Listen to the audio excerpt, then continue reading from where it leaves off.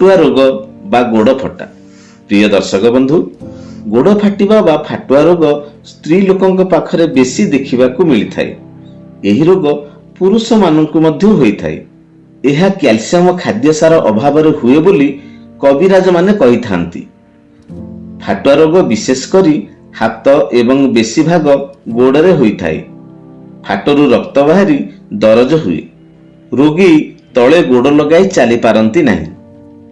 रोगी को बहुत कष्ट होइथाय। जदि काहाकू एही गोड़ फटा रोग बा फाटुआ रोग होइथाय, कुहा जाइथिबा उपचार मध्यरे निश्चित रूपे एही रोगरू उपशम पाई पारिबे। तेबे कुहा जाइथिबा औषध मध्यरु जेकोसी गोटिए उपाय प्रयोग करिवे। प्रथमे गोड़ फाटिथिबा जगारे आंब अठा देई नियारे गोड़ को सेक देले गोड़ फटा रोग भल होइथाय। द्वितीय फाटिथिबा स्थान रे बरगछर क्षीर लगाई उषुम नियारे सेक देले गोड़ फटा भल होइथाय।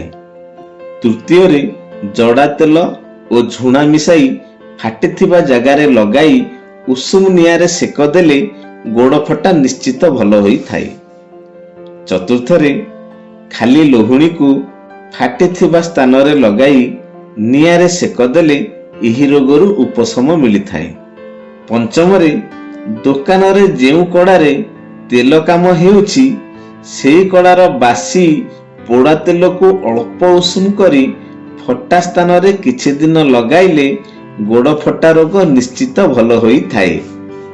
षष्ठ निम तेल और लिंब छेली को जड़ा तेल रे सिजाई गोड़ फटा स्थान रे लगाइले निश्चित गोड़ फटा रोग बा फाटुआ रोग भल होइथाय। यह छड़ा रोगी अमृतभंडा सिजा, टमाटर, क्षीर प्रचुर परिमाण रे खांतु। रोगी गरम पानी रे गोड़ को सफा रखंतु। रोगी विशोधित तेल छड़ा गोड़ को सुखिला रखिबे नहीं। रोगी स्पंज आदि चपल माड़ी चलिबा उचित। खाली पादरे चली धूली माटी लगाइबे नहीं। एही परि कले खूब कम दिन रे रोगी अल्प दिन रे निश्चित एही समस्या रु बा फाटुआ रोगरु भल होई जिवो।